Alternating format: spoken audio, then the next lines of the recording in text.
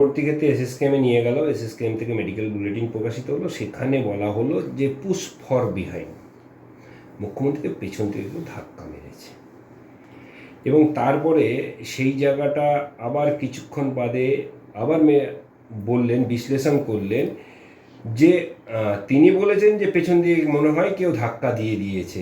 তাহলে সেক্ষেত্রে মুখ্যমন্ত্রীর বাড়িতে কোনো নিরাপত্তা নেই, তদন্ত হওয়া উচিত কি? আপনি কী মনে করছেন? প্রথম, এই মুখ্যমন্ত্রী দ্রুত আরোগ্য কামনা করছি, তার সুস্থ শরীর এবং দীর্ঘায়ু চাই। আমরা চাই তিনি অতি দ্রুত সুস্থ হয়ে নির্বাচনী লড়াইয়ের ময়দানে চলে আসুন।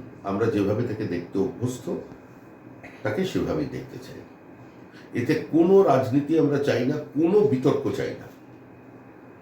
কিন্তু কালকে যে ঘটনা ঘটেছে সবচেয়ে বিপজ্জনক দিক, যে রাজ্যের মুখ্যমন্ত্রী, তার যা নিরাপত্তা, তার জন্য তো অ্যাম্বুলেন্স থাকার কথা, doctors, paramedical staff, first aid করার একটা ব্যবস্থা কিছুই নেই।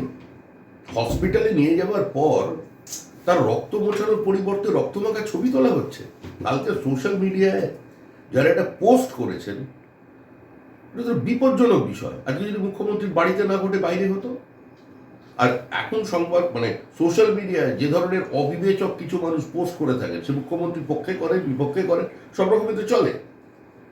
এটা কোনো সাধারণ মানুষ নয়, রাজ্যের মুখ্যমন্ত্রী। তার নিরাপত্তার সঙ্গে রাজ্যের আভ্যন্তরীণ শৃঙ্খলা এবং নিরাপত্তা জড়িয়ে আছে। সেখানে একটা ছবি পোস্ট হয়ে গেল। এটার জন্যই তো আমার মনে হয় এসএসকেএম হসপিটালের বিরুদ্ধে ব্যবস্থা নেওয়া উচিত। ওখানে নিয়ে যাওয়া উচিত হয়নি, কিন্তু আগে মুখ্যমন্ত্রী বলেছিলেন ওরা আবার হাঁটুর সেপটিক করে দিয়েছে। মুখ্যমন্ত্রীর স্টেটমেন্ট। মুখ্যমন্ত্রীর নিরাপত্তা কারা দেখেন?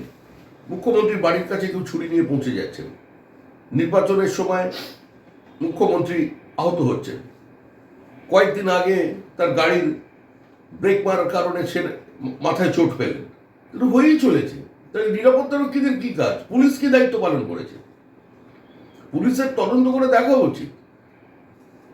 কলকাতা পুলিশের যিনি অধিকর্তা, তিনি দেখুন ব্যাপারটা। আমরা এ নিয়ে কোনো রাজনীতি, কোনো রাজনৈতিক বিতর্ক হোক চাই না। কিন্তু আবার বলছি, এটা মুখ্যমন্ত্রী, তিনি তৃণমূল কংগ্রেস বা মুখ্যমন্ত্রী নন, এবং তিনি শুধু ব্যানার্জি পরিবারের নন। তিনি আমার মুখ্যমন্ত্রী, এই রাজ্যের মুখ্যমন্ত্রী। তার নিরাপত্তার যদি এই দশা হয়, তাহলে রাজ্যবাসী কি হবে?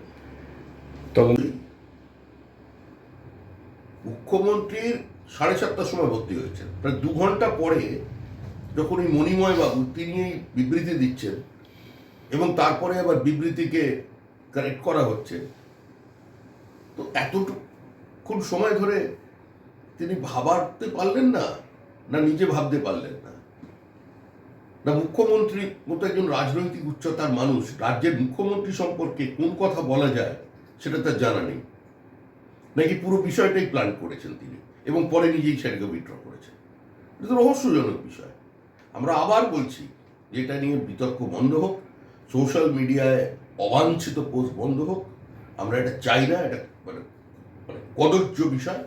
কিন্তু ভবিষ্যতেও যেন শুধু মুখ্যমন্ত্রীর নয়, কোনো মানুষের এ ধরনের অসুস্থ অবস্থার ছবি হসপিটাল থেকে ভাইরাল করাটা ঠিক নয়। মানুষ রাজনৈতিক দল করতে গেছে, আন্দোলন করেছে, লাঠিতে আঘাতপ্রাপ্ত হয়েছে, পড়ে গেছে, তার ছবি চলে, গুলি লেগেছে, তার ছবি চলে। কিন্তু বাড়িতে তার মানে কোনো বৃদ্ধ মানুষ পড়ে যান, একটা বাচ্চা ছেলের হাত কেটে গেলে আত্মীয় স্বজনদের মধ্যে কি সেইটা পোস্ট করে দেওয়া হবে, হোয়াটসঅ্যাপে বিভিন্ন জায়গায় ভাইরাল করানো হবে? সেটা তৃণমূলের পক্ষ থেকে করা হয়েছে। হ্যাঁ, সেটা তো বলছি, অবিবেচক, দায়িত্বজ্ঞানহীন কাজ, বিপজ্জনক। এটা মুখ্যমন্ত্রীর রাজনৈতিক উচ্চতার সঙ্গেই তারা সুবিচার করেনি।